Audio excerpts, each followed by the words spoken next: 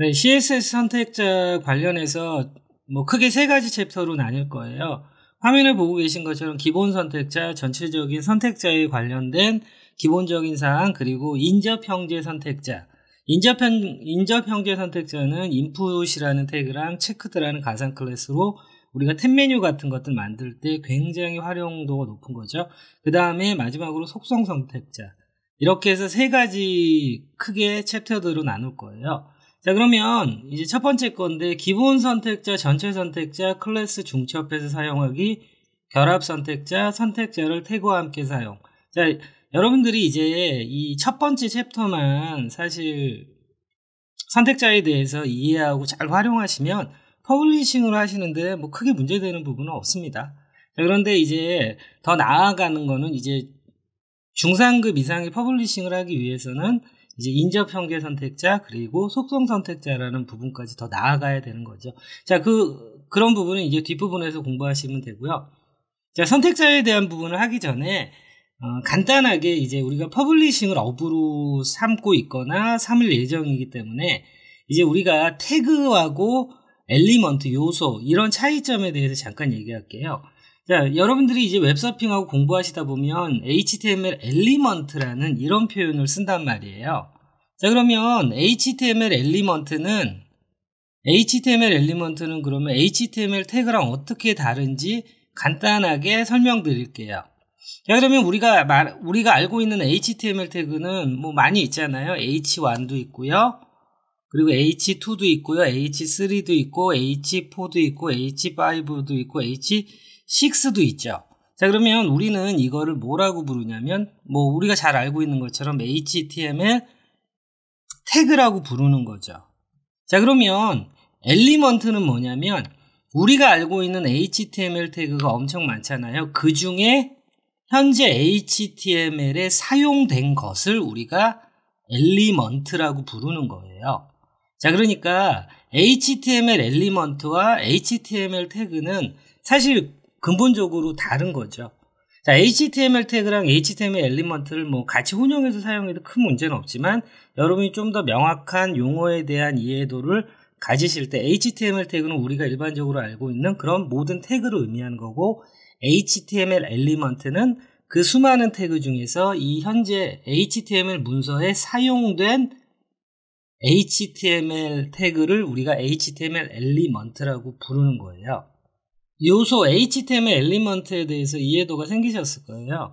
그러면 요소라는 거 HTML 엘리먼트는 HTML에 관련된 거겠죠? 그러면 이 선택자라는 건 CSS에 관련된 거죠. 자, 그러면 요소는 HTML에 관련된 거고요. 그 다음에 선택자는 CSS에 관련된 거죠. 자, 그러면 여러분들이 이제 선택자라고 한다는 건 선택을 하는 주체인 거죠. 자, 그러니까 HTML 문서 안에 HTML 엘리먼트 요소가 있으면 걔는 CSS에 의해서 선택을 당하는 거고요. 그리고 이 CSS 선택자, 셀렉터는 HTML을 선택하는 거고요.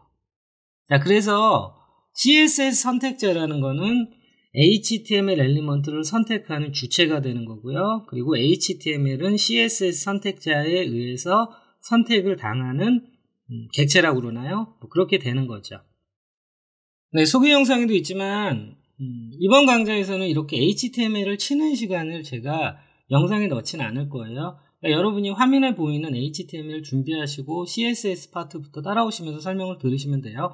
그 다음에 여러분이 혼자서 복습하실 때는 HTML만 딱 치시고 하시면 돼요. 그리고 이 HTML로 무엇을 할지는 이렇게 주석 처리가 되어 있는 거죠. 자, 그러면 이제 우리가 태그 선택자, 클래스 선택자, 아이디 선택자는 뭐 여러분 워낙 자주 하는 부분이니까 좀 빠르게 하도록 할게요. 자, H1이라는 태그에 제가 컬러를 레드로 할게요. 자, 그러면 H1이라는 태그가 컬러가 레드가 되죠. 그리고 P 태그에는 컬러를 블루로 할게요. 그러면 패러그래프라는 EP가 두 개가 되는 거죠. 자, 그런데 요거 조금 접을게요. 자, 그러면은 우리가 P 태그한테 클래스를 하나 주도록 할게요. 클래스 줘가지고 블루 텍스트라는 이런 클래스 네임을 줬어요. 자, 그러면 태그로 선택한 경우에는 p 태그도 태그죠. 그리고 클래스 네임을 갖고 있던 없던 간에 얘가 태생 자체가 p니까 당연히 선택이 되는 거죠. 그런데 만약에 이걸 p로 선택하지 않고 blue 텍스트라는 클래스 네임으로 선택할 때는 이 p라는 태그는 blue 텍스트라는 클래스 네임을 갖고 있지 않죠. 그리고 blue 텍스트라는 클래스 네임을 갖고 있는 이거만 선택이 되는 거죠.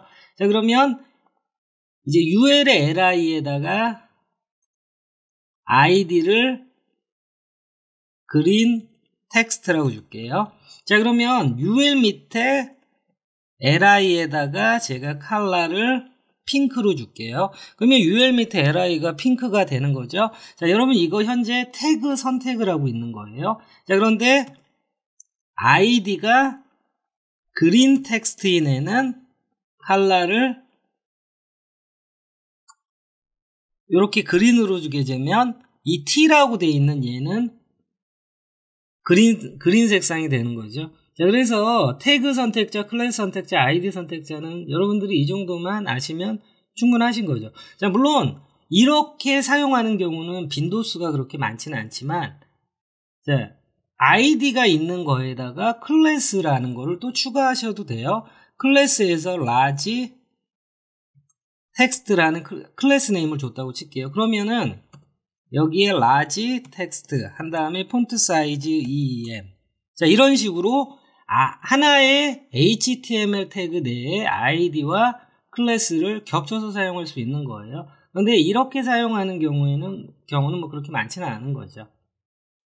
이번에 할 건 결합 선택자예요. combined selector라고 해서 결합이라는 거는 뭐 하나가 아니죠. 2개 이상을 우리가 결합이라고 하는 거죠. 자, 그래서 결합 선택자는 우리가 여러분들이 이제 3가지를 기억하시면 돼요. 스페이스, 스페이스라고 되어 있는 거, 스페이스를 사용하는 경우, 그리고 이렇게 꺽쇠를 사용하는 경우, 그리고 콤마를 사용하는 경우, 콤마. 자, 그러면 스페이스는 제가 이렇게 스페이스라고 할게요. 자, 그러면 스페이스는 우리가 자손 선택자라고 불러요. 자, 하위 선택자라고도 부릅니다. 같은 말이에요. 자, 그래서 스페이스는 하위 선택자, 자손 선택자인 거죠. 자, 할아버지 기준으로 볼 때 할아버지의 자식은 자손이죠. 그리고 할아버지 기준으로 볼 때 손자 역시 자손이죠. 그리고 증손자도 자손인 거예요. 그래서 스페이스 자손 선택자는 하위 선택자 같은 말이죠. 자손 선택자는 이제 자식뿐만 아니라 자손까지 모두 다 해당이 되는 거고요. 그리고 우리가 꺽쇠를 자식 선택자, child selector라고 부릅니다. 자, 할아버지 입장에서 손자는 자손이지 자식은 아니잖아요. 자, 할아버지 입장에서 자기 아들, 딸, 이게 자식이잖아요. 바로 밑에를 우리가 자식이라고 부르는 거잖아요. 그래서 자식 선택자. 자, 콤마는 우리가 연결 선택자라고 보통 불러요. 연결 선택자 또는 그룹 선택자. 뭘로 부르셔도 상관없어요. 자, 말 그대로 연결 선택자니까 선택자가 2개 이상 됐을 때 이거를 연결할 때 콤마를 사용한다는 거죠. 자, 그러면 기본적인 이 부분만 여러분이 알고 있으시면은 이제 이걸 가지고 선택을 하도록 할게요. 자, 그러면 div 밑에 스펜을 빨간색으로, 자, div 밑에 스펜을 빨간색으로 제가 바꾸도록 할게요. 자, 그러면 div 밑에 스펜.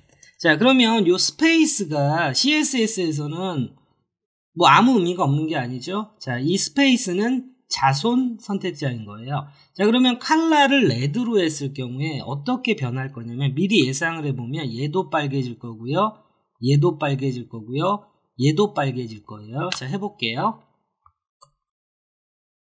당연히 얘 div 입장에서 자식이죠. 그러면서 자손이죠.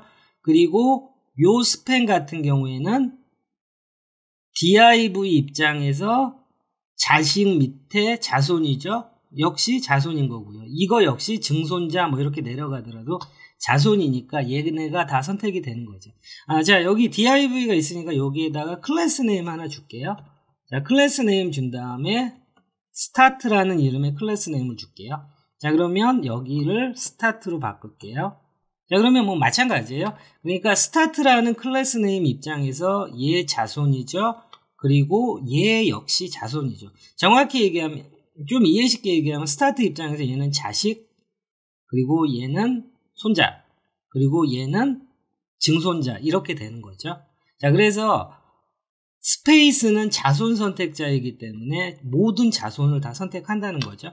자, 그러면 이 스페이스 대신에 꺽쇠를 사용하게 되면 자식만 선택되는 거니까 저 inline 텍스트 1이라는 애만 빨개지겠죠. 그래서 이 꺽쇠는 자식 선택자잖아요. 그러니까 이 스타트 입장에서 볼 때 얘도 스팬이고 얘도 스팬이고 얘도 스팬이지만 얘네들은 자식이 아니죠. 증손자, 손자. 자식은 얘만 자식인 거죠. 바로 밑에 직계. 자, 그래서 이것만 선택이 된다는 거죠. 자, 그래서 여러분들이 대부분은 스페이스 요 자손 선택자로 웬만한 건 다 하시게 되는데 가끔 가다가 이런 경우에 반드시 하위 선택, 자식만 선택해야 되는 경우에 반드시 이 꺽쇠를 사용하셔야 된다는 거죠. 자, 그러면 연결 선택자 해보도록 할게요. 자, 연결 선택자는 두 가지 이상의 선택자, 복수의 선택자가 같은 CSS 속성을 공유할 경우에 사용하는 거겠죠. 자, 그러면 이 p 태그에다가 클래스 네임 준 다음에 제가 end라고 줄게요. 자, 그러면 이제 연결 선택자 콤마를 사용해서 이 p를 선택하고요. 그 다음에 요 p도 동시에 선택을 할게요. 자, 그러면 첫 번째 있는 p는 start라는 클래스 네임 밑에 div 밑에 p라고 선택하면 되죠. 그리고 요 p 같은 경우에는 클래스 네임 end라는 걸 갖고 있으니까 다이렉트로 end라는 클래스 네임으로 선택을 해주면 되는 거죠. 자, 그러면 연결 선택자 부분, 자, 여러분 지금 뭐 초반이라서 되게 쉬운 거 하니까 그냥 웜업이다 생각하고 하시면 되세요. 자, 그러면 start라는 클래스 네임 div 밑에 div가 있고 여기 밑에 p가 있잖아요. 그래서 컬러를 레드로 할게요. 그러면 요 p 2번이라고 되어 있는 거 왜 1, 2, 3 숫자가 왜 이렇게 되어 있죠? 3. 자, 3번이라고 되어 있는 애가 이렇게 빨개졌잖아요. 자, 그러면 이제 이 end라고 되어 있는 거 선택해 볼게요. 자, end라고 되어 있는 거에 역시 컬러를 레드로 했어요. 그럼 이게 레드 되죠? 그러니까 연결 선택자를 사용할 때는 동일한 속성을 어떤 선택자가 똑같이 공유하고 있을 때 이렇게 하게 되면 낭비잖아요. 불필요한 코드가 늘어나는 거죠. 그래서 연결 선택자는 이렇게 콤마를 이용해서 해주시는 거예요. 자, 그러면 여러분 제가 방금 엔터를 쳤잖아요. FM대로는 이렇게 엔터를 쳐서 가독성을 높여주시는 게 맞아요. 그러니까 CSS에서 엔터를 치고 한 추구는 뭐 HTML도 마찬가지지만 엔터가 어떤 역할을 하는 건 아니에요. 그런데 이렇게 돼 있는 것과 이렇게 엔터로 쳐져 있는 거 위하고 아래를 비교해 보실 때 아래가 훨씬 가독성이 좋잖아요. 그래서 아래처럼 하시는 겁니다. 근데 가끔 가다가 H1에서 H6까지 이거 리셋 CSS 할 경우에 저는 보통 이렇게 하거든요. H4, H5, H6. 자, 그 다음에 마진 탑은 0, 폰트 웨이트는 노멀. 자, 그러면 이거대로라면 이 가독성을 원칙으로 하는 이거대로라면 요렇게 해주는 게 FM이잖아요. 그렇죠?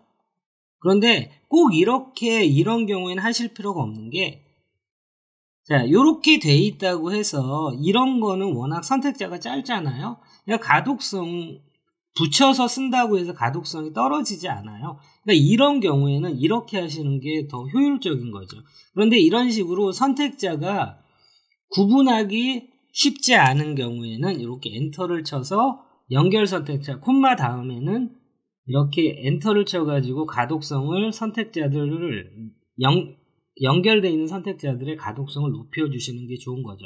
자, 그래서 연결 선택자는 동일한 속성을 공유할 경우에 사용하는 거죠. 폰트 사이즈는 제가 2em 이런 식으로 해볼게요. 그러니까 이 똑같은 속성을 공유할 경우 이렇게 해주는 거고요. 자, 그런데 만약에 스타트 밑에 div 밑에 p 태그를 레드로 했고 em으로 했어요. 그리고 역시 and라는 클래스 네임을 가진 것도 똑같이 레드 em으로 했어요. 그런데 나는 이 and라고 되어 있는 애는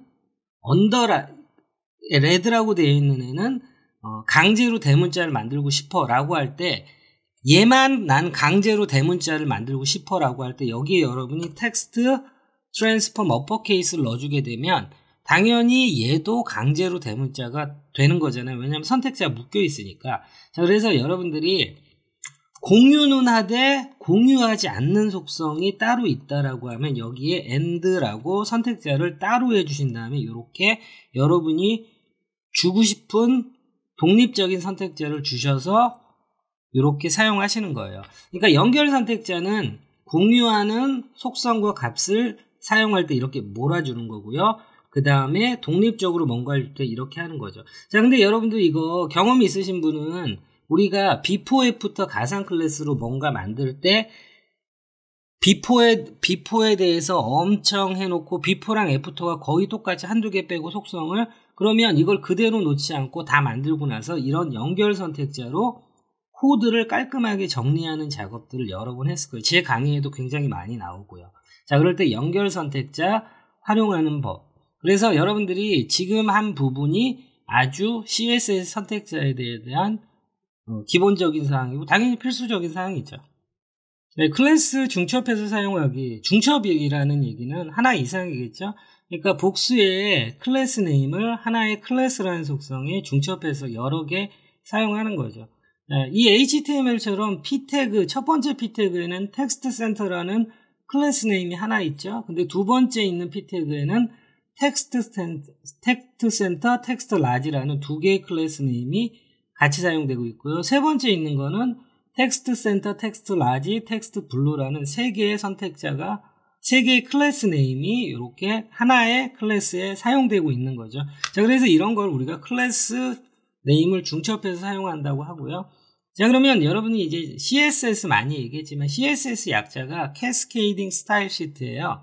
자, 그리고 여러분 면접 볼 때 HTML이 뭐의 약자입니까? CSS가 뭐의 약자입니까? 라고 물어보는 회사도 있습니다. 그때 다른 건 몰라도 최소한 HTML이 뭐의 약자인지 CSS가 뭐의 약자인지 이 약자가 어떤 의미인지도 대답을 할 수 없다면 좀 곤란하죠. 물론 이제 약자를 다 알아야 하는 건 아닌데 이 약자 안에는 이 언어가 표현하고 있는 중심적인 키워드가 담겨 있는 거잖아요. 자, CSS는 캐스케이딩 스타일 시트예요. 캐스케이딩 되는 스타일의 모양 이런 거겠죠. 그럼 캐스케이딩이라는 단어가 뭐냐면 떨어져 내리는, 이제 폭포 이런 대부분 폭포라는 뜻으로 쓰이게 돼요. 폭포가 되어 떨어지다. 자, 여러분 폭포 생각해 보시면 폭포가 이렇게 일정하게 한 번 떨어지고 난 다음에 얘가 떨어지고 난 다음에 다시 두 번째 게 시작되는 게 아니잖아요. 얘가 떨어지는 중간에 또 떨어지고 또 떨어지고 또 떨어지고 해서 여러 개가 캐스케이딩, 겹치는 거잖아요. 그래서 스타일을 여러 개 겹친다라는 이름으로 캐스케이딩이라는 단어를 써서 캐스케이딩 스타일 시트 CSS를 사용하는 거죠. 그래서 텍스트 센터라는 거가 있고 텍스트 라지가 있고 텍스트 블루, 이 세 개가 폭포에 물이 내려오듯이 겹쳐진다라는 의미인 거죠. 자, 그러면 자, 간단하게 이런 부분은 어렵지 않은 부분이죠. 자, 그러면 텍스트 센터라는 부분, 텍스트 센터라고 되어 있는 부분에 텍스트 얼라인 센터를 줄게요. 중앙으로 가겠죠. 자, 그러면 여러분들 자, 텍스트 센터라고 되어 있는 부분 말고 자, p 태그에다가 우리가 보더 그려줘 볼게요. 자, p 태그는 블록 요소이기 때문에 기본적으로 위드스 100%가 들어가 있는 거죠. 이 부분은 디스플레이 속성의 모든 것에서 인라인 요소, 블록 요소에 대해 굉장히 자세하게 하실 거예요. 제가 이 p 태그에다가 보더 그린 건 여러분이 뭐 어떤 크기감을 보시라는 의미에서 한 겁니다. 자, 그러면 텍스트 센터라는 걸 주고 텍스트 라인 센터를 줬잖아요. 그러면 p 태그가 3개 있지만 이렇게 텍스트 센터라는 클래스 네임 공유하고 있으니까 3개가 다 중앙에 가는 거죠. 자, 그러면 텍스트 라지라는 선택자에다가 폰트 사이즈를 2EM으로 줄게요. 그러면 텍스트 라지라는 선택자를 갖고 있는 요 두 번째 거, 세 번째 거는 폰트 사이즈가 2EM 2배가 된 거잖아요. 자, 그리고 텍스트 블루라고 되어 있는 거, 텍스트 블루라고 되어 있는 선택자에는 컬러를 제가 블루로 줄게요. 그러면 화면에 보시는 것처럼 선택자가 하나 있었는데 또 하나를 겹쳐서 2개, 3개 이런 식으로 연결해서 사용하는 거, 여러 가지를 사용하는 걸 클래스 중첩한다고 부르는 거죠. 자, 그리고 뭐 이러실 일은 없겠지만 가끔 가다가 요렇게 진짜 처음에 하시는 분들 이렇게 하시는 분들이 있어요. 클래스 한 다음에 텍스트 센터, 그 다음에 여기에 또 클래스 네임을 주시는 분들이 있어요. 자, 얘 자동 완성도 안 되죠? 당연히 말도 안 되는 거니까. 그 다음에 텍스트 라지. 자, 요렇게 주시면은, 자, 네 번째 거 지금 어떻게 되고 있나요? 자, 클래스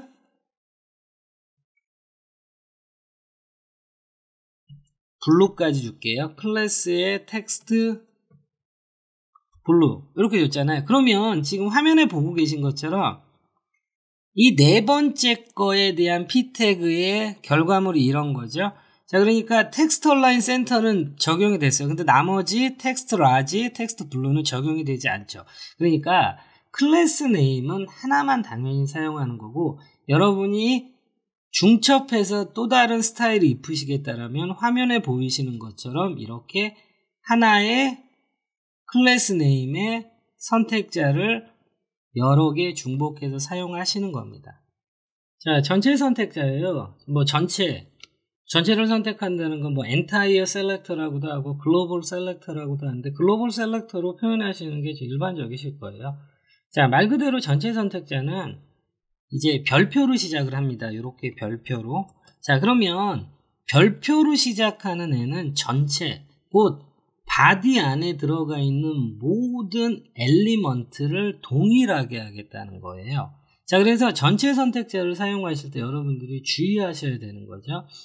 자, 그러면 리셋 CSS 그리고 노멀라이즈 CSS 이런 부분이 있지만 이런 거 뭐 뒷부분에서 제가 말씀드릴게요. 자, 예를 들어 각각의 HTML 태그는 각자의 요런 마진, 패딩 뭐 이런 것들을 다 각자의 기본적인 HTML이 만들어 놓은 기본적인 스타일이 있는 거죠.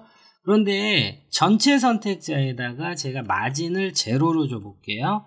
그러면 어떤 일이 생기냐면 H 태그가 갖고 있는 마진, P 태그, 스팬, 뭐 기타 등등 모든 애들이 갖고 있는 마진이 아예 빵이 되는 거예요. 리셋이 돼버리는 거예요. 자, 그리고 또 패딩 제로.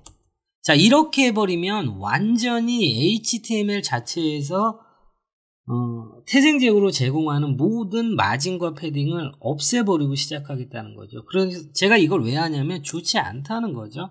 이렇게 하시면 안 됩니다. 자, 그래서 전체 선택자 하실 때, 자, 예를 들어 이 부분, 저 같은 경우에 전체 선택자를 하는 경우에는 폰트 패밀리, 그리고 박스 사이징, 그리고 아웃라인 이 세 개만 합니다. 자, 그러면 전체 선택자에서 자, 전체 선택자를 사용하는 의미에 대해서 해볼게요. 자, 한 가지 더 좀 전에 했던 거에서 폰트 사이즈. 자, 예를 들어 여러분 폰트 사이즈가 H1이 크고 H6부터 점점 작아지잖아요. 그래서 P 태그도 있고 각자의 기본적인 태생적인 크기가 있죠. 근데 폰트 사이즈를 예를 들어서 16 픽셀. 자, 이렇게 바꿨어요. 그러면 기본적인 H 태그가 H1이 갖고 있는 폰트 사이즈를 모두 다 얘가 전체 선택자에 의해서 완전히 싹 리셋을 해버리는 거예요. 그러니까 여러분들이 전체 선택자 쓰실 때 주의하셔야 되는 거죠. 자, 그래서 전체 선택자는 일반적으로 바디보다 위에 위치시키는 게 더 맞아요. 자, 그러면 전체 선택자에 쓸 때는 어떤 내용을 쓰고 바디에다 쓸 때는 어떤 내용을 쓰는지 한번 해보도록 할게요. 자, 그러면 전체 선택자를 쓸 때 폰트 패밀리. 자, 그러면 바디 안에 폰트 패밀리라고 했잖아요. 그쵸? 폰트 패밀리라고 해서 노토산스를 줬어요. 근데 여러분 좀 특이한 점은 얘는 노토산스가 아니에요. 얘는 시스템 폰트예요. 사인업 역시 시스템 폰트예요. 그러면 여러분이 바디에다가 폰트 패밀리를 주게 되면 얘네들을 제외한 나머지는 노토산스가 돼요. 자, 그러면 제가 노토산스가 조금 여러분 눈에 확 안 들어오니까 요번 거는 조금 다른 폰트로 할게요. 제가 몬테세라트라는 폰트를 써볼게요. 자, 몬테세라트라는 웹 폰트를 쓰고 제가 이렇게 해서 여기다가 넣었어요. 자, 그러면 이제 조금 구분이 더 잘 되시죠? 자, 그러면 나머지 애들은 싹 다 이 몬테세라트라는 영문 폰트를 따르지만 이거 보시면 얘네 두 개는 시스템 폰트를 따른단 말이에요. 곧 바디 안에 얘네들이 있지만 이유는 모르지만 바디에다 준 폰트 패밀리를 저 인풋, 버튼 이런 폼 요소 있죠? 이런 폼 요소는 저 바디에다 준 폰트 패밀리를 따르지 않는 거죠. 그렇기 때문에 여러분이 저런 폼 요소가 있을 경우에는 폰트 패밀리가 이렇게 전체 선택자로 올라가게 되면 자, 화면에 보시는 것처럼 얘네들이 이제 몬테세라트라는 요 폰트 패밀리를 따라오죠. 그리고 나머지 건 당연히 그렇게 되는 거고요. 자, 그래서 전체 선택자에 여러분이 쓰실 수 있는 거는 물론 다 쓸 수 있지만 세 가지 중에 이제 폰트 패밀리 쓰시는 거 괜찮고요. 자, 그러면 박스 사이징이라는 걸 하기 위해서 자, 이렇게. 자, 그리고 참고로 비주얼 스튜디오 코드에서 언더라인으로 이렇게 밑줄이 나오면 뭔가 수상한데 문제가 있나? 이렇게 되잖아요. 자, 그러면 언더라인은 두 가지예요. 이 노란색 언더라인은 선택자는 선택했지만 그 어떠한 속성도 넣지 않은 거를 비주얼 스튜디오 이렇게 표기를 하는 거예요. 근데 만약에 제가 요거를 지워볼게요. 또는 이걸 지워볼게요. 자, 그러면 다른 형태로 표시가 되잖아요. 문법 자체가 오류가 나면 다른 형태로 표시를 하는 거죠. 자, 그래서 이런 식으로 선택자에 노란색 언더라인이 들어가는 거는 뭐 크게 개념하실 필요는 없습니다. 왜냐하면 선택자는 있는데 속성이 없으니까 이거 어디다 쓰실 거예요? 뭐 이렇게 물어보는 정도라고 생각하시면 돼요. 자, 그러면 이 프레임 밑에 div가 3개가 있잖아요. 얘네들. 이거 가로 배치해 볼게요. 자, 프레임이라는 거 있고요. 그리고 프레임 밑에 div가 있는 거죠. 자, 방금 전에 하셨던 것처럼 스페이스 자손 선택자입니다. 자, 프레임이라고 되어 있는 거 이렇게 보더 그릴게요. 그리고 얘를 위드스를 제가 600 픽셀 정도 줄게요. 조금 줄여볼게요. 600. 600 너무 크네요. 하기가 좀 그렇네요. 400 픽셀만 줄게요. 자, 300 정도 줄게요. 300. 자, 됐습니다. 300 정도 줬고요. 그러면 프레임 밑에 div라고 되어 있는 거에도 얘 보더 그려줘 볼게요. 대신 얘는 레드라고. 자, 그쵸? 레드라고 해놨고요. 요거는 보기 좋게 마진 탑을 한 50 픽셀 정도 그냥 일부러 좀 떨어뜨린 거예요. 자, 그러면 프레임이라는 부모 요소는 300 픽셀이고요. 그러면 프레임 밑에 div가 3개 있는데 얘네가 가로 배치돼서 다 안에 들어가게 되려면 플로트 레프트 해야 되겠죠. 그 다음에 자, 플로트에 관한 모든 거 뒷부분에 나옵니다. 그냥 플로트에 관해서 이해도가 조금 부족한 부분 그냥 따라오시면 돼요. 자, 그리고 하이트는 100픽셀 그리고 위드스는 100픽셀 하면 정확히 싹 다 들어올 것 같지만 마지막 div 3번이 여기에 있어야 되는데 밀려서 이쪽으로 온 이유는 자, 정확히 얘기하면 이 부분 보시면은 보더가 1픽셀이 있단 말이에요. 그러니까 요 div 왼쪽에 1픽셀, 오른쪽에 1픽셀. 그리고 두 번째도 왼쪽에 1픽셀, 오른쪽에 1픽셀. 세 번째도 마찬가지잖아요. 그러니까 총 6픽셀이 모자른 거예요. 그러니까 이 100 해서 위드스가 300을 다 포함시키려면 6픽셀이 더 모자른 거죠. 그래서 부모 요소가 306이 돼야 되는 거죠. 그런데 우리가 이걸 수동으로 계산하는 게 이건 너무 번거로운 일이잖아요. 그래서 박스 사이징 보더 박스를 이렇게 주게 되면, 아이고 제가 여기다 줘야죠. 자, 박스 사이즈 보더 박스를 주게 되면 이 div 각각의 프레임 밑에 div의 왼쪽에 보도, 오른쪽에 보도, 위에 보도, 밑에 보도 1픽셀씩 있는 게 100픽셀 안에 들어오는 거죠. 자, 박스 사이징 보도 박스를 안 주게 되면 여러분 육안으로 얘가 가로 100, 세로 100일 것 같지만 아닙니다. 가로 102픽셀, 세로 102픽셀이에요. 그러니까 102픽셀, 102픽셀, 102픽셀이니까 곱하기 3하면 106픽셀이잖아요. 자, 그런데 박스 사이징 보도 박스라는 속성은 최초에 정한 너비와 높이 안에 보도 두께가 얼마가 됐던 포함을 시키는 거예요. 제가 이거 5로 바꿔도 마찬가지로 가로 배치가 되는 거죠. 그러니까 이 보더가 박스 사이징 보더가 없을 때는 100픽셀 더하기 왼쪽 5픽셀, 오른쪽 5픽셀이란 말이에요. 근데 박스 사이징 보도 박스가 되면은 100픽셀 안에서 보도가 만들어지는 거기 때문에 정확하게 300픽셀 안에 100픽셀짜리가 3개가 들어가는 거죠. 자, 그러면 이런 박스 사이징 보더 박스 작업을 자주 하잖아요. 그러니까 박스 사이징 보더 박스를 매번 하지 않게 하기 위해서 이렇게 전체 선택자에 이렇게 넣어준다는 거죠. 자, 그런데 이 부분 전체 선택자로 넣어줬는데, 전체 선택자로 넣어줬다는 얘기는 모든 선택자에 다 박스 사이징 보더 박스가 넣지 않아도 들어가고 있는 거죠. 왜냐하면 전체 선택자에 넣었으니까. 자, 그런데 마지막에 못 올라온 이유는 얘도 박스 사이징 보더 박스가 이 보더 때문에 그런 거예요.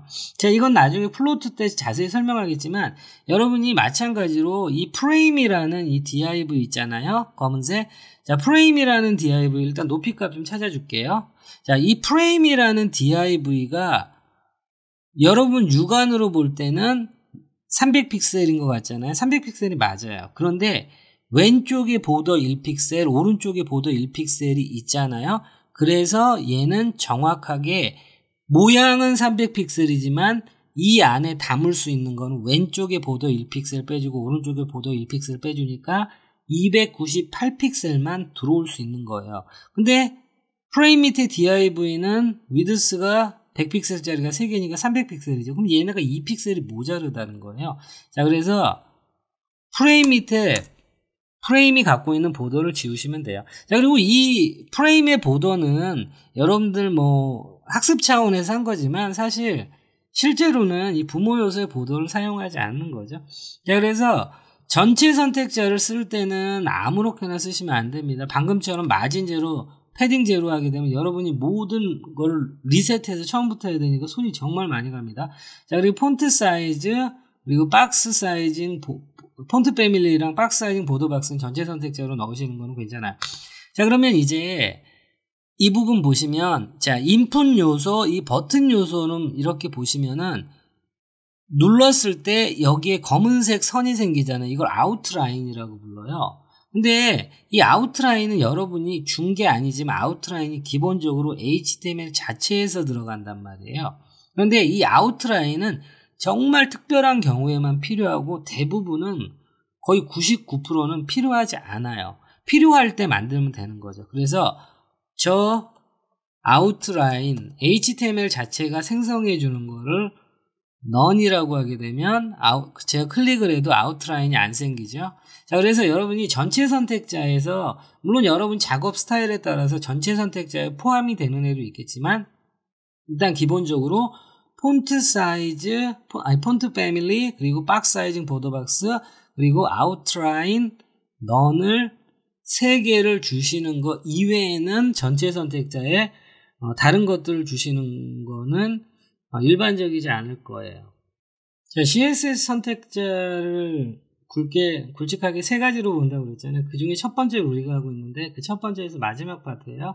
자, 태그와 함께 사용하는 선택자. 자, 이게 왜 ID 선택자로 되어 있죠? 자, 태그와 함께 쓰는 선택자입니다. 자, 그러면 태그와 함께 쓰는 선택자는 일반적으로 이렇게 레이아웃을 만들 때 사용해요. 태그와 함께 쓰는 선택자는 필수는 아니에요. 그러니까 태그와 함께 쓰는 선택자는 이런 형식이라는 거예요. 태그.class name. 자, 이런 식으로 자, 스페이스가 이렇게 있으면 안 됩니다. 그러면 태그 밑에 자손 선택자, 스페이스가 생기는 순간에 자손 선택자잖아요. 자, 그래서 태그이면서 클래스 네임까지 가지고 있는 것. 자, 요런 스타일을 우리가 태그와 함께 쓰는 선택자라고 부르는 거죠. 자, 그러면 이걸 언제 쓰게 되냐면, 자, 그러면 전체적으로 브라우저에 어떻게 출력되는지에 대해서는 보실 필요는 없습니다. 자, 그러면 자, 왼쪽에 HTML 기준으로, 자, 왼쪽에 HTML 보시면 전체적인 웹페이지를 만들 때 이런 구조로 해요. 제가 좀 약식으로 만든 거긴 하지만, 자, 그러면 우리가 이런 식으로, 자, 컨테이너 이렇게 하겠죠. 자, 컨테이너하고, 컨테이너는 예를 들어서 뭐 위드스 1200 픽셀 뭐 이렇게 하는 거죠. 그리고 자, 헤더가 있고요. 자, 그리고 뭐 헤더는 하이트 100픽셀 뭐 이런 식으로 계속 레이아웃을 만들어 나가는 거잖아요. 자, 그러면 이제 지금 화면에 보는 HTML은 섹션이 about 하나밖에 없잖아요. 근데 섹션이 about만 있는 거 아니죠. about, welcome, portfolio 뭐 기타 등등등 섹션이 엄청 이런 비슷한 구조로 여러 개가 생길 거잖아요. 자, 그러면은 자, 여러분들 이제 섹션인데 about이라는 클래스 네임을 갖고 있어요. 자, 그러면 섹션인데 about. 자, 섹션인데 about이라는 클래스 네임을 갖고 있으니까 about. 자, 요렇게 해주시면 돼요. 그쵸? 그리고 예를 들어 뭐 백그라운드 컬러는 블루 뭐 이렇게 넣었다고 칠게요. 이게 중요한 건 아닙니다. 자, 그러면 태그와 함께 쓰는 선택자. 자, 그러면 이제 어떤 거냐면 이 about이라는 클래스 네임을 섹션이 갖고 있잖아요. 그런데 이렇게도 표현할 수 있다는 거죠.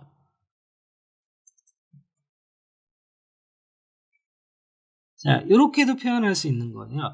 자, 그러면 이것과 이것은 같기도 하고 다르기도 한 거죠. 자, 왜냐면 여기에 예를 들어 about을 이렇게 넣었잖아요. 그렇죠? 예를 들어 여기에 about을 넣었어요. 그러면 이런 식으로 여러분이 선택을 하잖아요. 자, 이 about을 여기다 넣지 말고 제가 H1에다 넣어볼게요. 자, H1에다가 이렇게 넣어볼게요. 자, 그러면 아이고 요거 마감 태그가 이렇게 하나 생겼네요. 뭐 저처럼 정리 다시 해주시고요. 자, 그러면 이제 백그라운드 컬러로 테스트를 하게 되면 확인이 안 될 거예요. 자, 그래서 about에다가 보더 5픽셀 이렇게 블루로 줄게요. 똑같이 얘도 이렇게 블루로 줄게요. 자, 그러면 어떻게 됐냐면 자, 요거는 주석 처리를 하고요. 자, 그러면 about이라는 선택자에 보더 5픽셀 솔리드 블루라고 했으니까 자, H1도 about이라는 클래스 네임을 갖고 있으니까 적용. 그리고 섹션도 about이라는 클래스 네임을 갖고 있으니까 적용. 자, 그런데 이걸 주석 처리하고요. 밑에 있는 거를 활성화하게 되면 어떤 일이 생기냐면 H1의 about에는 보도가 그려지지 않아요. 자, 이유는 자, 좀 더 명확하게 하는 거죠. about이라는 클래스 네임을 갖고 있는 애를 내가 선택할 거야. 그런데 그 중에서도 섹션이라는 태그 중에서 about이라는 클래스 네임을 갖고 있는 것. 자, 그러니까 얘는 about이라는 클래스 네임을 갖고 있지만 태그가 섹션이 아니죠. 그러니까 해당이 되지 않는 거죠. 자, 얘는 해당이 되죠. 그러면 이거는 왜 이런 식으로 하게 되냐면 가끔 여러분들이 레이아웃을 잡을 때 자, 이렇게 합니다. section, welcome. 자, 그리고 제가 그냥 점점점을 한 거예요. 그 다음에 포트폴리오. 자, 이런 식으로 여러분들이 맨 처음에 섹션을 이렇게 하게 되면은 자, 이런 거죠. 여러분이 만약에 이렇게 했어요. 자, 지금은 현재 HTML도 짧고 그리고 CSS 짧으니까 .about이라는 클래스 네임이 섹션이라는 걸 너무 잘 알아요. 근데 이게 HTML이 굉장히 많아지고 CSS가 굉장히 많아지잖아요.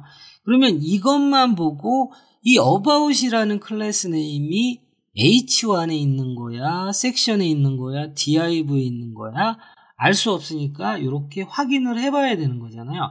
근데 만약에 여러분이 이렇게 해놨다라고 치면은 HTML을 굳이 확인하지 않아도 이 about이라는 클래스 네임은 섹션 태그 안에 있구나라고 해서 너무나도 빨리 찾아갈 수 있고 심지어는 찾아가지 않아도 이 안에서 HTML 구조 자체를 볼 수 있는 거죠. 자, 그러면 그렇다고 해서 모든 것들을 다 태그와 함께 사용해야 되느냐? 예를 들어 이 컨텐트라는 클래스 요 이너라는 클래스 네임 가진 거는 자, 이런 식으로 할 것이냐? 그리고 이제 콘텐트라는 클래스 네임 콘텐트. 자, 요렇게 할 것이냐? 이렇게 할 수는 없는 거죠. 자, 그래서 얘네들 가장 여러분들이 이 레이아웃을 잡을 때 섹션의 가장 상단에 있는 경우에는 이렇게 해서 태그와 함께 사용해 주시면 HTML 구조 자체를 보지 않아도 CSS 이 선택자만 보고도 HTML 구조가 보이는 거잖아요. 이런 용도로 사용하시면 됩니다. 자, 지금까지 한 부분이 여러분이 퍼블리싱을 할 때 문제가 없어요. 이 부분만 해도 어지간한 건 다 해결이 됩니다.